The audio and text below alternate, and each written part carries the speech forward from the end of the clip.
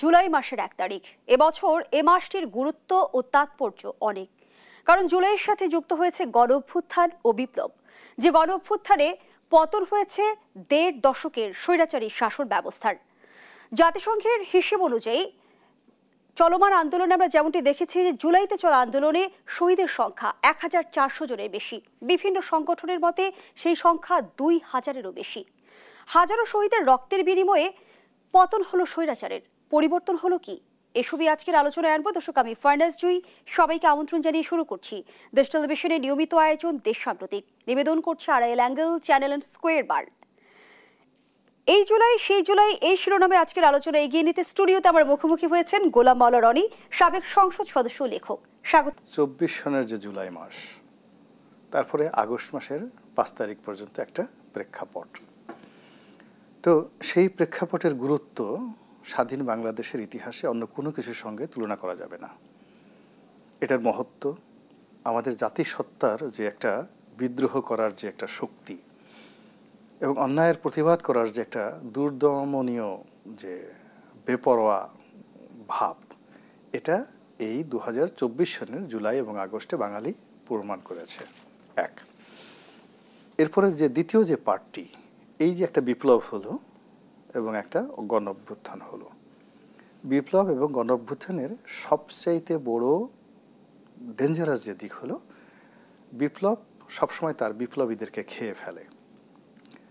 মানে যেভাবে আপনি ধরেন বিচ্ছুর যে জন্ম নেয়, তো মাতৃগর্ভে যখন একটা বিচ্ছুর বাচ্চা থাকে, ও মায়ের নাড়ি ভুঁড়ি কলিজা সব কিছু খেয়ে ও যখন পৃথিবীতে বের হয়, সঙ্গে সঙ্গে ওর মা কিন্তু মারা যায়। পৃথিবীতে যত বিপ্লব ব্যর্থ হয়েছে, আরেকটি বিপ্লব হয়েছে রেড আর্মি অর্থাৎ মাও সেতুংয়ের নেতৃত্বে, আরেকটি বিপ্লব হয়েছে আপনার কিউবাতে। এর বাইরে অন্য যে বিপ্লবগুলো, যেমন বলিভিয়ার বিপ্লব, অন্যান্য যে বিপ্লবগুলো, ওই বিপ্লব এমন অবস্থা হয়ে গেছে বিপ্লবীদেরকে খেয়ে ফেলেছে, মেরে ফেলেছে। তো সেই ক্ষেত্রে আমাদের দেশের এটাকে আমরা এখন বিপ্লব বলতে পারছি না। এর কারণ হলো, একটা বিপ্লব দীর্ঘদিন ধরে নেতা নির্বাচন করে, যুদ্ধ করে, বিপ্লবকে জনপ্রিয় করে। এটা একটা ছিল অনেকটা গণবিস্ফোরণের মতো ঘটনা, এবং সেই গণবিস্ফোরণে পুরো রাস্তায় নেমে সেটা ঢিল ছুঁড়েছে। এই যে অংশগ্রহণটা, এটা ছিল সার্বজনীন। 18 কোটি মানুষের মধ্যে অন্তত 10 থেকে 12 কোটি মানুষ শারীরিকভাবে মানসিকভাবে এই বিপ্লবে অংশগ্রহণ করেছে। আপনি যথার্থই বলেছেন, গণবিস্ফোরণের কথা বলেছেন, কিন্তু তারপরেও আমরা দেখেছি যে আন্দোলন নিয়ে এক ধরনের কৃতিত্বের লড়াই চলছিল এবং কে মাস্টার মাইন্ড সেটি নিয়ে আমরা বিতর্ক দেখেছি। কেন? আর ওই সময়ের যারা সম্মুখ নেতা, তারা আমাদের সবারই সন্তান সম। তো তারা আরো একটু সময় নিয়ে এই দেশের যারা মানে দীর্ঘদিন এই রাষ্ট্রটা পরিচালনা করতে পারে, তাদের হাতে এই বিপ্লবের ফলাফলটা তুলে দিত। তাহলে কি হতো, আওয়ামী লীগের বিচারটা এখন যেভাবে হচ্ছে আরও সুন্দর হতো। এখন যেভাবে আইন শৃঙ্খলা আছে তার সাথে শতগুণ ভালো থাকতো। আর বিপ্লবীদের সম্পর্কে এখন যে সকল মন্দ কথা হচ্ছে, সে সকল একটা মন্দ কথা হতো না। আজকের এই দিনে আমি ঢাকা শহরে আসলাম, এখন আসলাম, মানে এই রাতে আপনার এখানে আসলাম, আবার সকালবেলা আমি অফিস থেকে এসেছি। বিশ্বাস করেন যে, যেমন বিএনপি একটা অনুষ্ঠান করেছে একটা ঘরের মধ্যে, ডক্টর মোহাম্মদ ইউনূস একটা বক্তব্য দিয়েছেন জাতির উদ্দেশ্যে। এর বাইরে এত বড় একটা দুর্ঘটনা, এখন যখন আমি বের হচ্ছি আমার খুব ভয় হচ্ছিল যে গাড়ি বোধহয় শাহবাগ অতিক্রম করতে পারবে না। কিন্তু শাহবাগে এসে দেখলাম সকাল 11টার সময় একটা সিঙ্গেল লোক নাই, একটা ফেস্টুন নাই, একটা ব্যানার নাই, একটা লোক দাঁড়ানো। এক বছরই কি আমরা ভুলতে বসেছি? এক বছর শুধু ভুলতে বসিনি, আমরা এই এক বছরে বিরক্ত হয়ে গেছি। এখানে নতুন দরবেশ দেখছি, নতুন অন্যায় দেখছি, নতুন চাঁদাবাজ দেখছি, নতুন জালেম দেখছি, এবং অনেকগুলো মানুষের মুখোশ যারা গত 15 বছর কেঁদেছে, হাও মাও করে কেঁদেছে। আমরা তাদেরকে করুণা করার চেষ্টা করেছি, তাদের জন্য দোয়া করেছি যে মানুষ এই বিপদের মধ্যে আছে, এই লোকটা অনেক ভালো, ফেরেশতার মতো মানুষ, কেন শেখ হাসিনা দেখে জুলুম করে, নির্যাতন করে।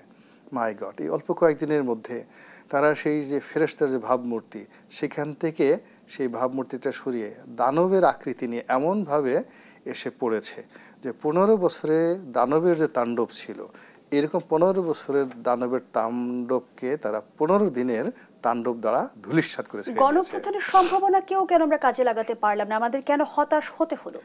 এর কারণ হলো যে আপনি জানেন যে হিউম্যান সাইকোলজিতে সবচেয়ে সুপার সাইকোলজি হলো পলিটিক্যাল থিঙ্কিং অ্যান্ড থিওলজি। মন মস্তিষ্কের একদম সর্বোচ্চ স্তর। এবং একটা হাতি হলেই রাজা হওয়া যায় না, কিংবা ধরুন গন্ডার হলেই কিন্তু বনে রাজা হওয়া যায় না, তাকে বাঘ বা সিংহ হতে হয়। সে তার একটা অ্যাটিটিউড থাকে এবং তার একটা চিন্তা থাকে, তার একটা কৌশল থাকে। তদ্রূপ এই যে 18 কোটি মানুষকে পরিচালনা করার জন্য কোনো ডক্টরেট ডিগ্রি দরকার হয় না, হোমিওপ্যাথিক ডাক্তারির দরকার হয় না, বা আপনার হাতে 10-12টা তলোয়ার আছে, বা আপনি মনে করেন যে 1000 ট্যাঙ্ক আছে, নট লাইক দ্যাট। আপনার একটা জাদুকরী কণ্ঠ লাগবে, প্রিয় কণ্ঠ লাগবে, যে কণ্ঠ শুনলে মন্ত্রমুগ্ধের মতো মানুষ দাঁড়িয়ে থাকবে। আপনার একটা নেতৃত্বের একটা জাদুকরী মোহময়তা থাকবে। আপনি চিন্তা করুন, একটা মৌচাকে 10 লাখ মৌমাছি থাকে, একটা মাত্র রানী মৌমাছি। তো একটা রানী মৌমাছির শরীরে আল্লাহ কতগুলো ম্যাগনেটিক পাওয়ার দিয়ে দেয়। সেই ম্যাগনেটিকের পাওয়ারের কারণে 10 লাখ মৌমাছি মেরে ফেললেও তাকে ছেড়ে যায় না। তো রাজনৈতিক নেতৃত্বের যে অনুপম গুণাবলী, ওইরকম একটা রানী মৌমাছির মতো তার ভিতরে কতগুলো ম্যাগনেটিক পাওয়ার থাকে। এখন যারা পরিচালনা করছে, প্রথমত ওই চিন্তা অ্যাটিটিউড নাই। দ্বিতীয়ত এখন দেখুন যারা আছে, আপনি দেখেন তো আমাদের দেশে 3 জন নেতার নাম বলি, যেমন বঙ্গবন্ধু শেখ মুজিবুর রহমান, শহীদ প্রেসিডেন্ট জিয়াউর রহমান, ইভেন এরশাদ সাহেব। আর তার পাশে এখন যারা রাষ্ট্র চালাচ্ছে, এখন যারা বড় বড় কথা বলছে, আপনি তাদেরকে দাঁড়ালেই বুঝতে পারবেন যে এদেরকে দেখলে আপনার নেতা বলে মনে হবে না, এদেরকে দেখলে আপনার নেতাই মনে হবে না। এদের কথা মানা তো দূরের কথা। কিছু মানুষ আছে, যেমন অনেক নেতা আছে, অনেক হুজুর আছে, উলিয়া আছে, দেখলেই শ্রদ্ধা করতে ইচ্ছা করে। একে তো তাকে নেতা বলে মনে হবে, দ্বিতীয় তাকে শ্রদ্ধা করতে ইচ্ছা করবে। এদের অনেকের দেখলে গুস্সা হয়, মেজাজ গরম হয়ে যায়, কাশিকে মনে হয় একটা ধাক্কা দিয়ে আসি। তো এরকম একটা মনে হয়। থার্ডলি হলো যে কথা শুনতে হবে, প্রিয় মুখ এবং প্রিয় ভাষণ। আপনি আমাদের দেশে একটা সময় দেখেন অনেক ভালো ভালো বক্তা ছিলেন, ঘন্টার পর ঘন্টা দাঁড়িয়ে মানুষ বক্তব্য শুনত। যাত্রা গানের নায়ক থেকে শুরু করে চলচ্চিত্রের যে রাজ্জাক, তাদের ডায়ালগ যতটা না প্রিয় ছিল, রাজনৈতিক অঙ্গনে এমন অনেক বক্তা। আপনি চিন্তা করেন, এই যে ঢাকার মেয়র ছিলেন হানিফ সাহেব, আপনি তার বক্তব্য যদি শুনতেন, গরমের সাথে ডিম টেলিভিশন মেরে নিজের ডিম দিয়ে নিজের টেলিভিশন ময়লা করে ফেলি, এরকম একটা অবস্থা। এখানে আসলে প্রিয় মুখ থাকা লাগবে, প্রিয় অভিব্যক্তি থাকা লাগবে, প্রিয় ভাষা থাকা লাগবে, যেটা এই বর্তমান সমাজে যাদের হাতে ক্ষমতা তাদের কারোরই সেই জিনিসটা নেই। এদেরকে পুরো জিনিস হলো 18 কোটি মানুষের মধ্যে একটা হৃদয়ম সৃষ্টি করবে, সঙ্গীত সৃষ্টি করবে। আমরা ছোটোকালে কি দেখেছি, বসন্তের কোকিল ডাকে, বাচ্চা ছোট ছোট 4-5টা বাচ্চা এই রাতে ঘরের মধ্যে এসে গভীর রাতে বসে বসে কোকিলের সাথে কুকু করা শুরু করে দেয়। আমরা এই কাজ করিনি? ছন্দ সুর এমন একটা ব্যাপার, ওই সুরের সাথে পাগল হয়ে যায় মানুষ। একটা ছোট বাছুর, গরুর একটা বাছুর, সে অনেক সুন্দর করে হাম্বা ডাক দেয়, বিড়াল একটা মিউ ডাক দেয়, একটা শিশু পাশের থেকে এসে সে বিড়ালের সাথে মিউ মিউ করে, বাছুরের সাথে হাম্বা করে। তো এরকম একটা যদি মিউ মিউ করতে পারতো, হাম্বা হাম্বা করে একটা ডাক দিতে পারতো, তার সাথে যদি আমাদের এখানকার একটা অবোধ শিশু রাস্তায় বের হয়ে এদের সাথে যদি কেউ একটা হাম্বা বলে ডাক দিত, তবে একটা মিউ মিউ করতো, তাও তো আমরা দেখছি না।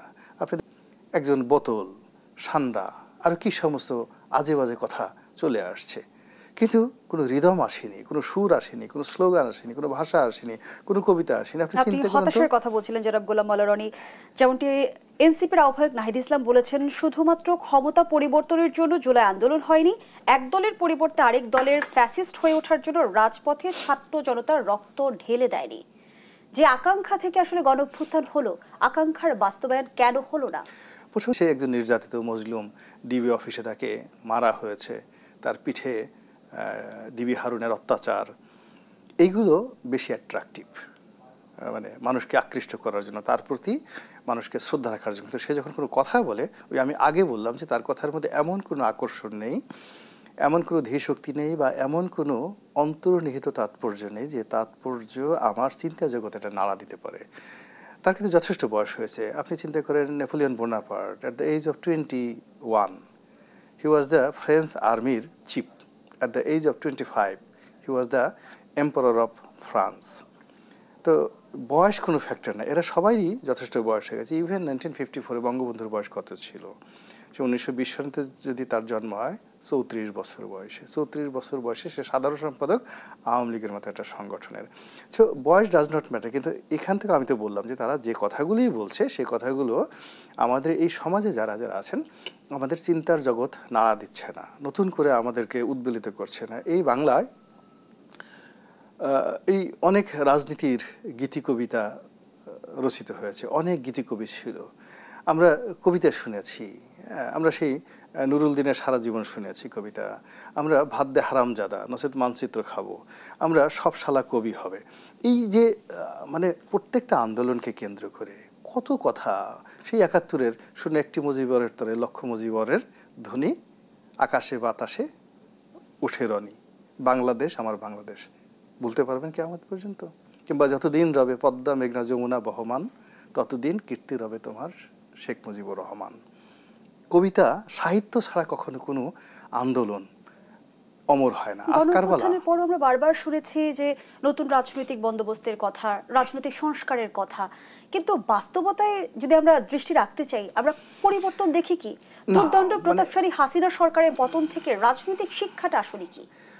আমরা যারা আমজনতা, আমরা তো আনাকুম জানাকুম দেখাকুম খানাকুম, দেখলাম খেলাম ঘুমালাম।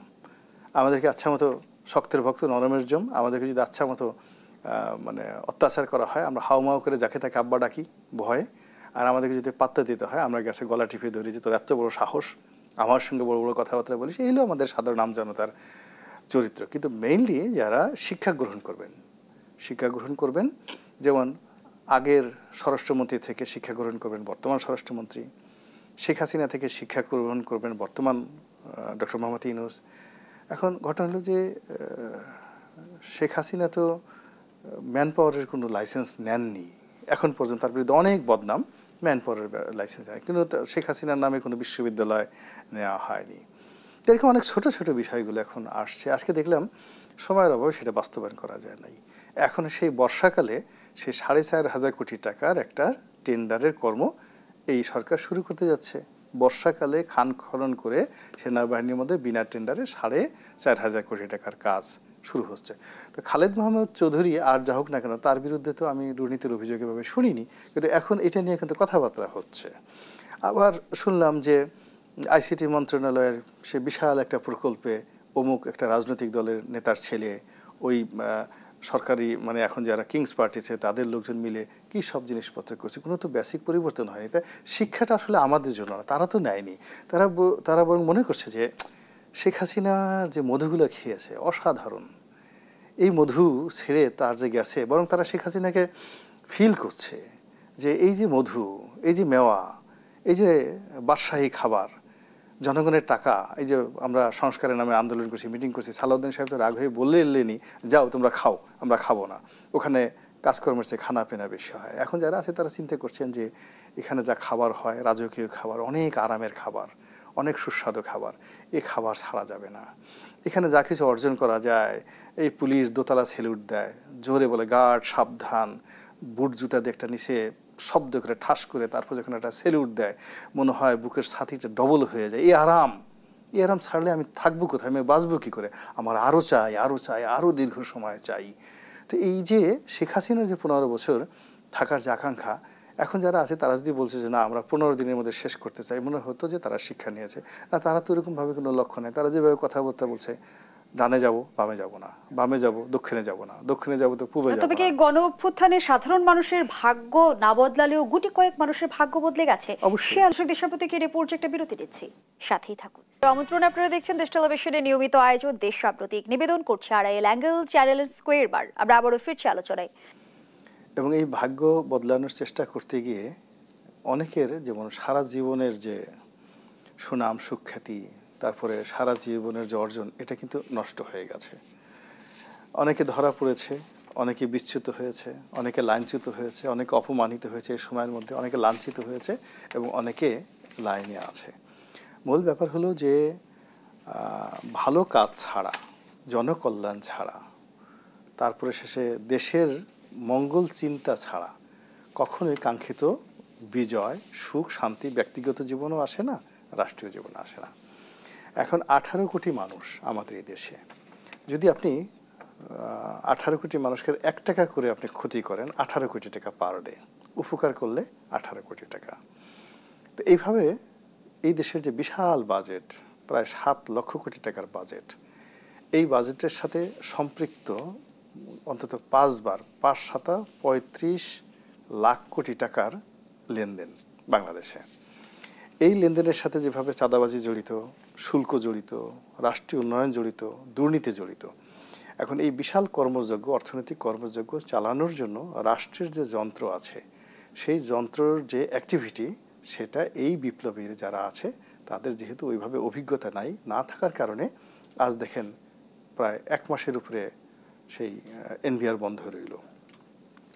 তারপরে সচিবালয়ের সমস্যা এখনও সমাধান হয়নি।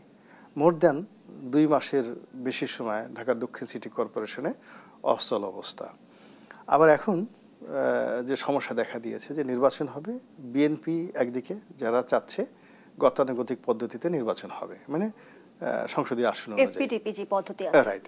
আর বিএনপির এগেনস্টে অন্য যারা আছে তারা বলছে যে না, সংখ্যানুপাতিক হারে নির্বাচন হবে।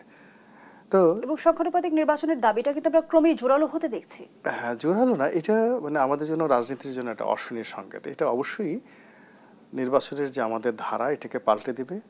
বিএনপিকে আলটিমেটলি একা করে ফেলেছে, নিঃসঙ্গ করে ফেলেছে। আর ডক্টর মোহাম্মদ ইউনূসের যে ক্ষমতার যে মেয়াদ, এটাকে দীর্ঘায়িত আলটিমেটলি করা হয়ে গেছে। বোঝার চেষ্টা করুন, আমি 2-3 জন লোকের নাম বলি, ব্যক্তিগত তাদের একটা ইমেজ আছে। এখন এই 2 জন মানুষ যদি বাংলাদেশে ঘুরে, ইভেন গোলাম মাওলা রানী ইনক্লুডিং মি, আমাকে যদি ধরেন, তা আমি আমার নির্বাচনী এলাকায় যদি ধানের শীষ বা নৌকা বা দাড়িপাল্লা প্রতীক নিয়ে দাঁড়াই, 2 লক্ষ ভোট পেতে আমার জান বের হয়ে যাবে।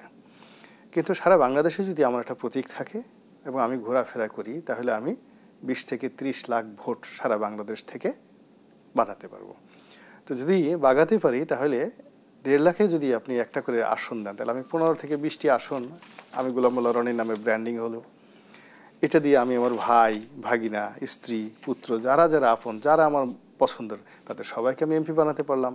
তা আমি এই সুযোগটা বাদ দিয়ে আমি কেন বিএনপির পিছনে ঘুরতে যাব, আওয়ামী লীগের পিছনে ঘুরতে যাব? ফলে এই যে যারা ব্যক্তি মেজ আছে, ধরেন মাহমুদুর রহমান, এখন পর্যন্ত তিনি সংসদ সদস্য হতে পারেননি, কিন্তু যদি সংখ্যানুপাতিক হারে তাকে সুযোগ দেওয়া হয়, তিনি সারা বাংলাদেশে তার যে ক্ষমতা আছে, কিংবা ধরেন ফজলুর রহমান, তার হাতে যদি একটা মাইক দিয়ে ছেড়ে দেওয়া হয়, সে শুধুমাত্র 30 থেকে 35টা যদি বৈঠক করে, একটা বৈঠকে 1 লাখ ভোট তার অটোমেটিক চলে আসবে সেখান থেকে, তার প্রতীকের মধ্যে। ফলে কি হচ্ছে, এই যে পলিসিটা, যে চালটা, সংখ্যানুপাতিক চালটা সরকারের পক্ষ থেকে দেওয়া হয়েছে, এতে বিএনপি এবং আওয়ামী লীগের মতো বড় যে 2টো দল, এই 2টো দলকে দেউলিয়া করে দেওয়ার জন্য যথেষ্ট, এবং এই আগুন সহজে থামবে না। আপনি চরমোনাইয়ের কথা চিন্তা করেন, তারা এখন পর্যন্ত একটা উপজেলা চেয়ারম্যান হতে পারেনি। কেন তারা বিএনপি আওয়ামী লীগের দালালি করতে যাবে, তাদের মুখ ঝামটি শুনতে যাবে? জামাতের একই অবস্থা। জামাত বিএনপির সাথে আওয়ামী লীগের সাথে একত্র হয়ে হাইয়েস্ট 20-22টা সিট পেতে পারে, একা একা যদি নির্বাচন করে 5 থেকে 6টা সিট পেতে পারে, কিন্তু সংখ্যানুপাতিক যদি হয়, জামাত সিট পাবে 40টার উপরে, 40টার উপরে। এমনকি জাতীয় পার্টি 40টা সিট পেয়ে যাবে। এবং বিএনপি, ওই যে এনসিপি যে নাসিরুদ্দিন বলছে 50 থেকে 100টা সিট যদি সংখ্যানুপাতিক হয়, বিএনপি মানে 50 থেকে 100টা সিটের মধ্যে তাদেরকে থাকতে হবে। তাহলে কি অবস্থা তৈরি হচ্ছে? এখন আপনার কাছে একটা মাখন আছে বা একটা মানে খুব ফলদায়ক খাবার আছে, ওটা সামনে ঝুলছে এবং সবাই ক্ষুধার্ত, তো এটা নিয়ে তো টানাটানি হবে। এখন নির্বাচনটা যে সামনে, সেই নির্বাচনটা নিয়ে রাজনৈতিক দলের মধ্যে যে মূলা, যে কলা, সেটা ডক্টর মোহাম্মদ ইউনূস অত্যন্ত সুকৌশলে ঝুলিয়ে দিয়েছেন। এখন বিএনপি টানছে, অন্য দলরা টানছে, এর মধ্যে মূলা স্পর্শ করা যাবে না, মূলা শুধু ঝুলতেই থাকবে, কিন্তু ওটা টাচ করার মতো অবস্থা রাজনৈতিক দলগুলোর মধ্যে হবে বলে আমার কাছে মনে হচ্ছে না। তবে কি নির্বাচন নিয়ে শঙ্কা প্রকাশ করছেন আপনি? সে আলোচনায় ফিরতে চাই, আবারও বিরতি শুরু হয়েছে। দর্শকদের সাম্প্রতিক রিপোর্ট যে আবারও বিরতিতে যাচ্ছি, সাথেই থাকুন।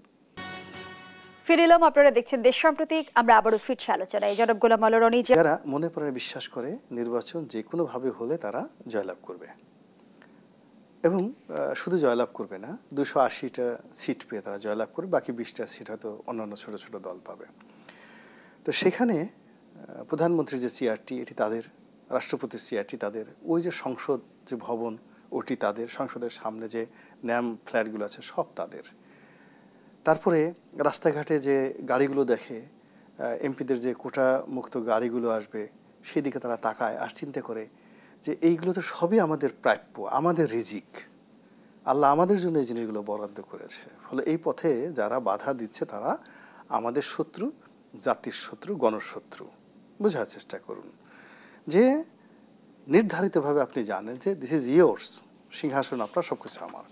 তো সেই দিক থেকে এই যে বিএনপির মতো একটা বৃহৎ দল যাদের প্রায় 35% সাপোর্টার আছে সারা বাংলাদেশে, এবং শেখ হাসিনার বিরুদ্ধে যে রাষ্ট্র ক্ষমতা যাওয়ার একদম শতভাগ যে নিশ্চয়তা রয়েছে নির্বাচনের মাধ্যমে, সেই নির্বাচন নিয়ে যখনই কেউ কোনো আঁকাবাঁকা কথা বলে, এলোমেলো কথা বলে, সকাল বিকাল কথা বলে, ফেব্রুয়ারি থেকে টান দিয়ে মার্চে নিতে চায়, মার্চ থেকে টান দিয়ে এপ্রিলে নিতে চায়, আবার জুন থেকে টান দিয়ে ডিসেম্বরে আনতে চায়, মাঝামাঝি আবার এমন সব কথাবার্তা বলে যে 2026 থেকে বাদ দিয়ে 27 হতে পারে, আবার যখন জুলাই আগস্ট চার্টারের কথা বলা হয়, এটা বিএনপির একটা সময় ধৈর্যের বাঁধ ভেঙে যাবে।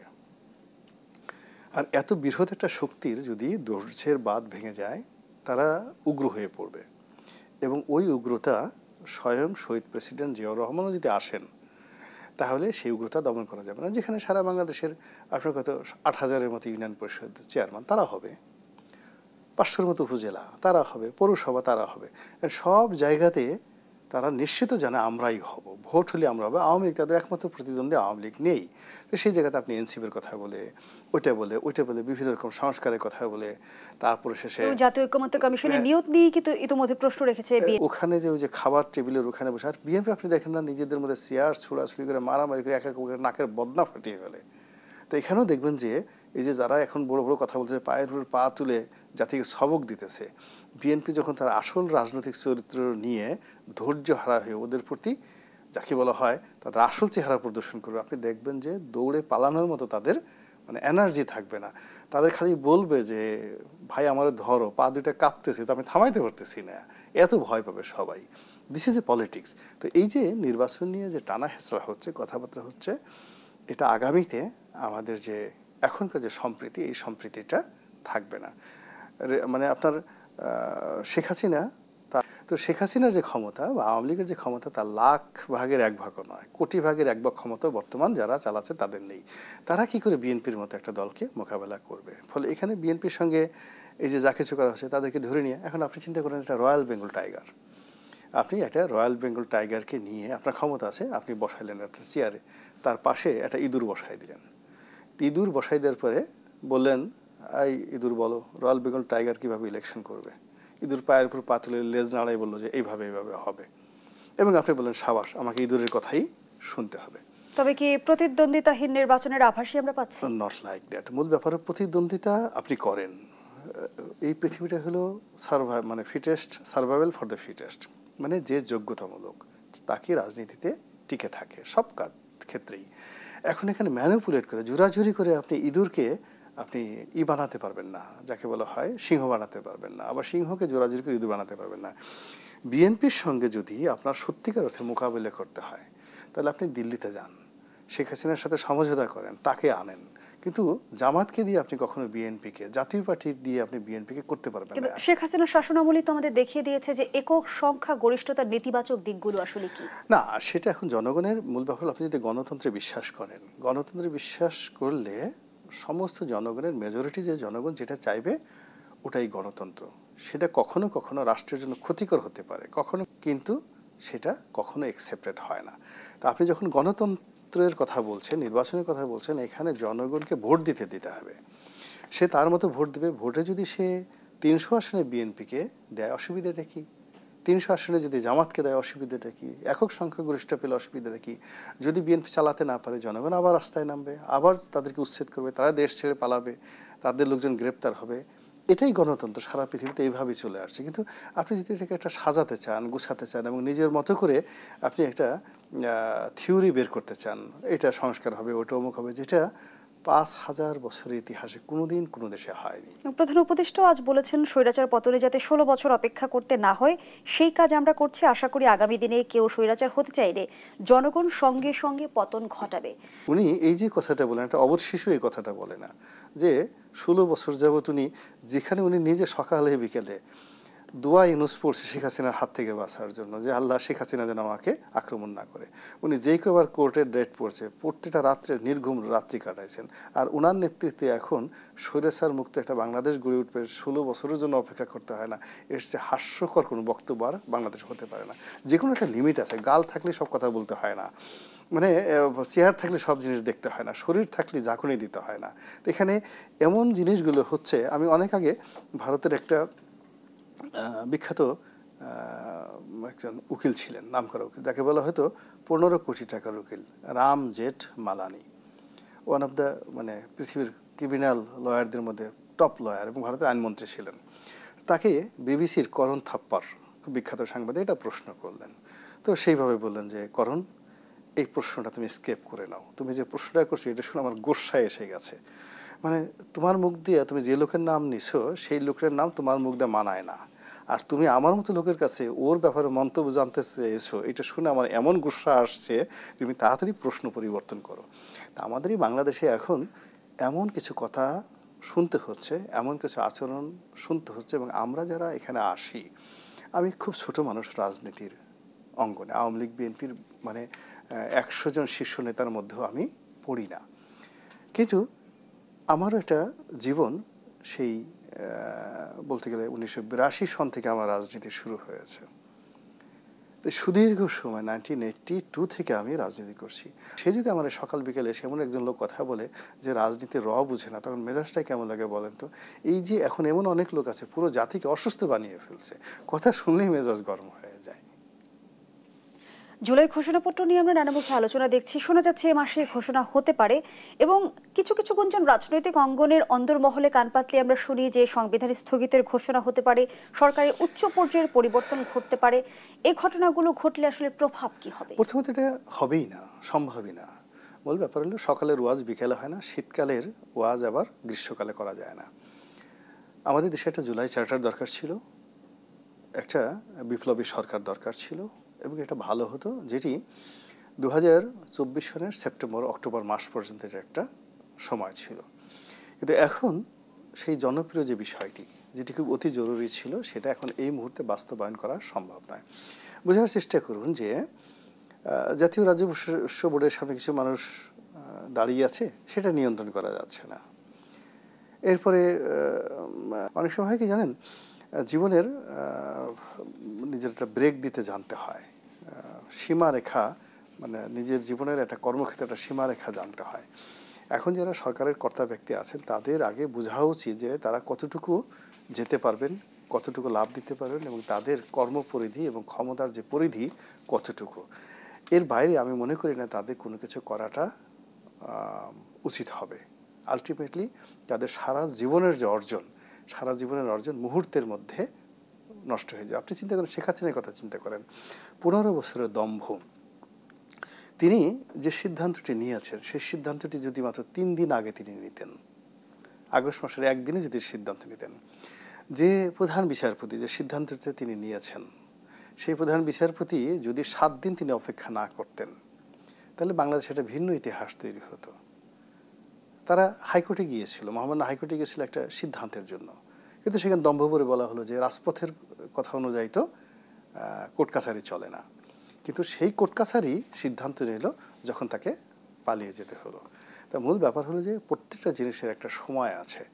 এখন এই সরকারের অনেকগুলো ক্ষেত্রে তারা তাদের যে সময়ের যে বাধা ধরার নিয়ম, সেটা তারা অতিক্রম করে ফেলেছে। এখন গত বছর যেটা সম্ভব ছিল, গতকাল যেটা সম্ভব ছিল, সেটা এখন সেটা সম্ভব না। এবং আরেকটা ব্যাপার হলো আপনি দেখবেন যে প্রত্যেকটা মানুষ, প্রাণী, পশু পাখি, তার একটা নিজস্ব বৈশিষ্ট্য আছে। একজন মন্ত্রী, একজন এমপি, একজন উপদেষ্টা, একজন রাজপুরুষ, তাকে নিয়ে মানুষের শ্রদ্ধা থাকবে, কিন্তু যখন তাকে নিয়ে মানুষ ঠাট্টা করে, মস্করা করে, ট্রল করে, নারীকে পুরুষ বানায়, তারপর সে বিভিন্ন রকম হয়, ইট মিনস তার আর সে অবস্থা থাকে না। এখন আপনি সোশ্যাল মিডিয়া খুলে দেখেন যে যাদের হাতে ক্ষমতাধর যারা লোকজন আছে, তাদের কাউকে কেন্দ্র করে কোনো শ্রদ্ধার একটা বলয় এরকম, তার চেয়ে বরং বলে যে আল্লাহ তুমি এক কাজ করো, তোমার তো অনেকগুলো বেহেশত আছে, তাড়াতাড়ি এদেরকে নিয়ে যেয়ে তুমি তোমার বেহেশত পূর্ণ করে ফেলো। এইরকম হয়ে গেছে মানুষের মনস্তাত্ত্বিক অবস্থা। সেখানে যে জুলাই চার্টার বা জুলাই যে ঘোষণাগুলো, এই ঘোষণাগুলো তারা বলছে, কিন্তু এটা কতটা বাস্তবায়িত হবে, ইতিবাচক ফলাফল আনবে, এটার চাইতে বরং এটা দ্বারা যে নেতিবাচক বিষয়গুলো হবে, এটা নিয়ে আমি আতঙ্কিত। জুলাই প্রোক্লেমেশনের কথা বলছিলাম, কিন্তু জুলাই সনদের আসলে বাস্তবতা কি? এবং সংস্কার প্রশ্নে বলা হয়েছিল যে রাজনৈতিক দলগুলোর ঐকমত্যের ভিত্তিতেই জুলাই সনদ তৈরি হবে। সব কোনো ভবিষ্যৎ নেই, একদম কোনো ভবিষ্যৎ নেই। এটা তো আমি সেই যেদিন থেকে শুরু হলো, আমরা কিছু মানুষ, আমরা বললাম যে Ali Riaz is a very good person, educated person, আমাদের অনেকের সঙ্গে তার বন্ধুত্ব পরিচয় আছে, but he is not the right person to do it. This the things. 2 number হলো যে এই যে কাজগুলো করা হচ্ছে সংস্কারের নামে, ঐক্যমত্যের নামে, আমরা যেখানে একটা রাজনৈতিক দলের ইউনিয়ন পর্যায়ের একটা কমিটি করতে পারি না, চেয়ার সরাসরি মারামারি, এই গ্রুপ ওই গ্রুপ, মুন্না ভাই গ্রুপ, টুন্না ভাই গ্রুপ, একে অপরের নাক ফাটাই দিচ্ছে, কান ফাটাই দিচ্ছে, তারপর হাসপাতাল ভর্তি হয়ে যাচ্ছে। উপজেলা পর্যায়ের একটা বিএনপি বা আওয়ামী লীগের একটা কমিটি যেখানে নিরবচ্ছিন্নভাবে করা যায় না, সেখানে 18 কোটি মানুষের প্রতিনিধিত্বকারী 200-250 রাজনৈতিক দলকে এক টেবিলে বসিয়ে আপনি ঐক্যমত্য করে ফেলবেন, এরকম মহামানব তো পৃথিবীতে কখনো হয় নাই। জন এফ কেনেডি পারেননি, অ্যাডাম স্মিথ পারেননি, জন অ্যাডামস পারেননি, তারপর আব্রাহাম লিঙ্কন পারেননি। তো সেক্ষেত্রে জনাব আলী রিয়াজ বা আমাদের ডক্টর মোহাম্মদ ইউনূস, বদিউল আলম মজুমদার, মানে ওনারা এই কাজগুলো করবেন আমার কাছে মনে হচ্ছে না। জুলাই বিপ্লব কিংবা গণঅভ্যুত্থান যাই বলি না কেন, যদি এক লাইনে জানতে চাই, সফল হয়েছে নাকি ব্যর্থ হয়েছে? 2024 সনের আগস্ট মাসের 5 তারিখে সফল হয়েছে। পরবর্তী 1 মাস 2 মাস প্রচণ্ড সফল। পুরো জাতি এই জুলাই গণ অভ্যুত্থানের পর যারা নায়ক মহানায়ক তাদেরকে সহযোগিতা করেছে। আমাদের সন্তানরা ট্রাফিকের দায়িত্ব পালন করেছে, আমরা তাদেরকে শ্রদ্ধা করেছি। কিন্তু 2024 সনের নভেম্বর থেকে এই যে ডিক্লাইন হওয়া শুরু করেছে সবকিছু, ওই অবনমনের প্রধান কারণ যদি জানতে চাই। দ্বিতীয়ত হলো যে তাদের অ্যাম্বিশন, নিজে কিছু লাভ করার মানে তাদের যে ইচ্ছা। থার্ডলি হলো স্থানকাল পাত্র বুঝতে না পারা। ফোর্থ হলো ভয়, পরিণতির ভয়, মানে আমরা যদি এখানে চলে যাই তাহলে আমাদের কি হবে, এই আতঙ্ক থেকে তারা অনেক কিছু করার চেষ্টা করছে যেটা তাদের মধ্যে পড়ে না। এরকম অসংখ্য কারণ মিলে একটার পর একটা ব্যর্থতার নজির তৈরি হয়ে যাচ্ছে। আশা নিরাশার এই দোলাচলের সামনের দিনের মেরুকরণটা কি দেখেন? যে বিশৃঙ্খলা, এই বিশৃঙ্খলাটাই থাকবে। এর কারণ হলো যে যখন আপনার হাতে ক্যান্সার হয়, সেটার অপারেশন আপনাকে করতে হবে, এবং অপারেশন করার পর সেখানে একটা ক্ষত থেকে যায়, যে কোনো জিনিস হচ্ছে। তা আমাদের আসলে আমরা সেই স্বাধীনতার পর থেকেই প্রত্যেকটা সরকার যে মন্দ কাজগুলো করেছে, পরবর্তী সরকার সেই মন্দ কাজগুলো আমরা বন্ধ করিনি, বরং সেই মন্দ কাজগুলো বঙ্গবন্ধু জমানা যেটা হয়েছে সেটা পরবর্তী জমানাতে আরও বাড়ছে। শেখ হাসিনা যে মন্দ কাজ করেছে তার একটাও আমরা বাদ না দিয়ে সবই করছি। ফলে এর দায় আমাদের সবাইকে ভোগ করতে হবে। ধন্যবাদ জানাচ্ছি জনাব গোলাম মাওলা।